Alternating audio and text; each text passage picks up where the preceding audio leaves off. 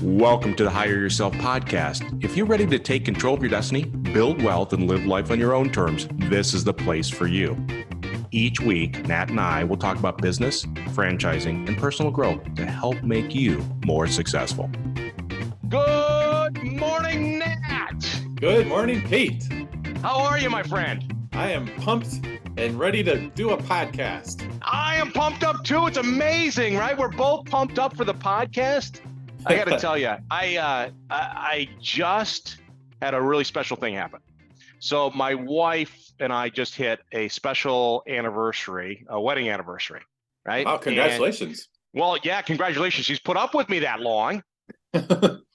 I had a really hard time getting married, which is a whole nother story. But, we've hit now a significant milestone in terms of marriage. And I was preparing my good friend. They were down in Florida with us, and they got married a month after we did. So they were also celebrating their anniversary, significant anniversary, right? So I was going to give a little speech, just kind of, hey, the importance of marriage and this anniversary and all this kind of stuff. And so I started doing some research, and it was pretty amazing to me. So do you know how long the average marriage lasts? I don't. Maybe 10 or 15 years? It's actually 8 years. The different sources like 7.8, 8.2, but let's call it 8 years. 8 years is what the average marriage makes it.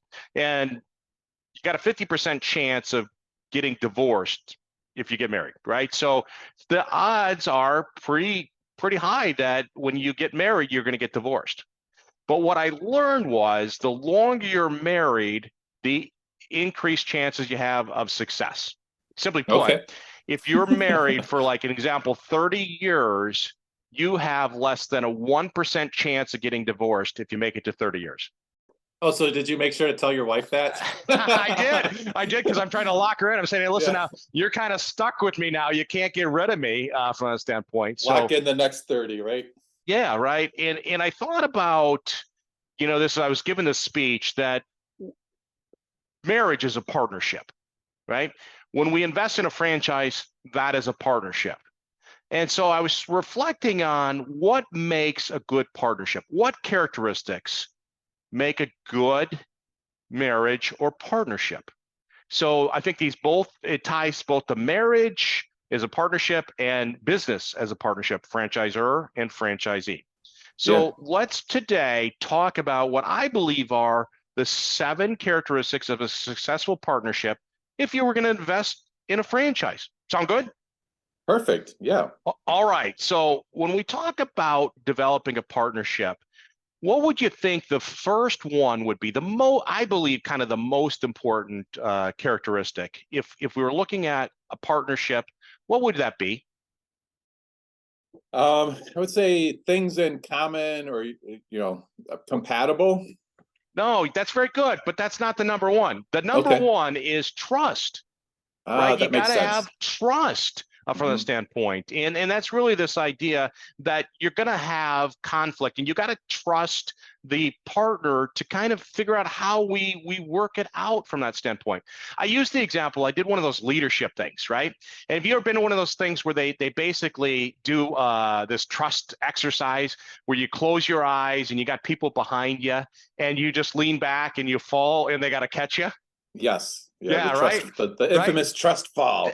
The trust fall, right? And so, I think that's true when we get married. I mean, it's a significant partnership, because you're coming together from that standpoint. And when we invest in a franchise, we become partners from that standpoint. There's that trust where if I fall back, you're going to be there to catch me. Yeah. Right. So trust, I think, is the number one thing. What would you think would be the second one? I'm still going to stick with my things in common. All right. Very good, but we're going to go on to the second one. Eventually, it's got to hit. If you just look at the outline I gave you, this would be so much less painful for you here. All right. Okay. The second one is really this idea of common values, right? You have to be aligned on your values, whether you're marrying somebody or you're partnering with somebody on a business. Kind of that classic, people get married and then they have kids, and then they all of a sudden have that conversation for the first time, like, oh, I thought we were raising our kids Catholic. No, I thought we were raising our kids, what, Protestant, or Right. those are Or, things you might want to talk about or figure out before you right. get Well, married, right? people have different values when it comes to honesty and, all that kind of stuff. I mean, it's really having those core values aligned certainly helps with the successful partnership. Yeah. All right. Now, the third one, I know you're going to get this one because this is, I think, what you're trying to say. The third characteristics out of the 7 when we're looking to partner with a franchisor is chemistry, right? Right. It's that Hanging out. attraction. It's Yep. it's that feel, right? So kind of what you were saying earlier from a standpoint. So you get that feel that this is the right person for me. This is the right business partner. I hear that a lot when people are investigating franchises. That it just feels right. Hmm. I can see myself doing that.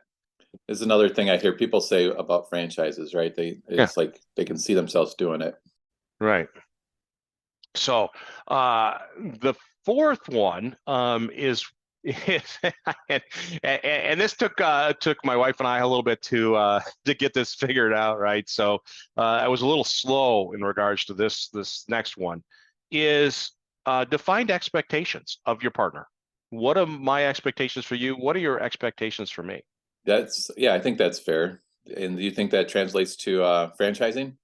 I do, Yeah. because I'm expecting you as the franchisor to do certain things, and you as the franchisor are expecting me as the franchisee to do certain things. And if we don't have a clear understanding of what your expectations of me are and what my expectations of you, it gets to be difficult. And I had so, so here's a great one, right? So I get married, and we're just married for about a year. No, it was less than that, 6 months, right? And my wife, when we were dating, didn't do any of the cooking, right? So she didn't do any cooking. I love cooking, that kind of stuff, right? And when we get married, she decides that she's going to do the cooking, right? So she starts cooking and all that kind of stuff. And I thought, well, this is great, right? So one night she calls me and says, I'm running late at work. Can you handle dinner, right? So what do? I stop off on my way home from work. I pick up a frozen pizza, a 6-pack of beer, and a bag of Doritos. And so when she gets home, I got the beer chilled, I got the bag of Doritos in a little bowl, that kind of stuff, and I got the pizza cooking. And she walks in, we have we have dinner, all that kind of stuff. So the next night I come home, there's no dinner made, right? No dinner made, right? So I don't say anything, no problem. Next night I come home, no dinner, right? And so then I come back third night and say, well, what's going on? I thought you were handling the dinners. I thought that was your deal. She goes, well, she looks at me and she goes, bag of Doritos, 6-pack of beer, frozen pizza, and walks out of the room.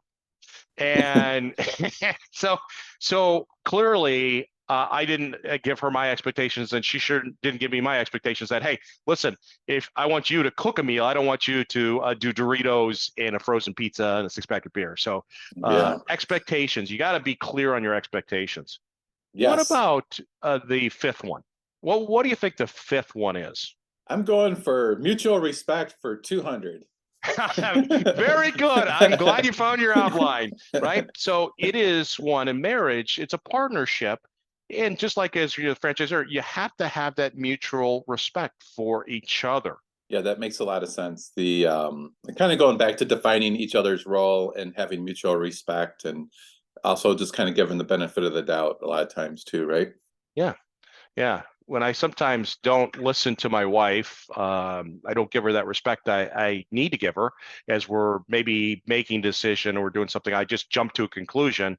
I've got to give her that respect that, hey, Hmm. listen, we're a partner. And it's the same thing with a business partner, right? You've got to give them the respect to listen, to understand kind of with their perspective and appreciate where they are coming from, that mutual respect. I think that kind of ties into also probably to the last point, which is just being a good communicator, or being intentional about communicating, right? Yeah. And that's I think the hardest one. Yeah. It's a skill to be a good communicator. You can't just text and, you can't just text and say, oh, my royalties are going to be a few days late, or what? You got to actually talk to people. Well, I think it's so much gets lost if you're not communicating. There's assumptions from that standpoint. And what I found was that if I'm not taking time to listen and properly then digest it and respond, communication is about as much listening as it is talking, right? And Yeah. I didn't do so good at that beginning of the marriage. Right. So and everybody has to figure out how that works for them, but communication. And I think one time I made a mistake when I was communicating with the franchisor that I had partnered with, and they did something that I felt was not right. So, being the good communicator I was, I actually had an attorney send them a letter. And if I would have maybe just picked up the phone opposed to having the attorney send the letter, it would have been a much more effective way to communicate and not Yes. created a huge fight from a Yeah. standpoint. And so we always want to make sure that we're communicating. So when we look to find a partner and we form this partnership, in whether it's marriage and we want to be successful and make it to that 30 years or whatever the number is for you, or you want to have a successful partnership with the franchisor in 20 years or whatever it may be, we have to leverage the 7 characteristics of what would be a successful partnership. Yeah. I think that's hugely valuable, Pete. I'm glad you shared that with us today. Yes. So bottom line is go be a good partner. Thanks for listening to the Hire Yourself podcast. For more resources, check out our website at hireyourself.com. And remember to subscribe to this podcast to receive each episode. Please leave us a rating, and we'd love to hear your feedback or suggestions for topics.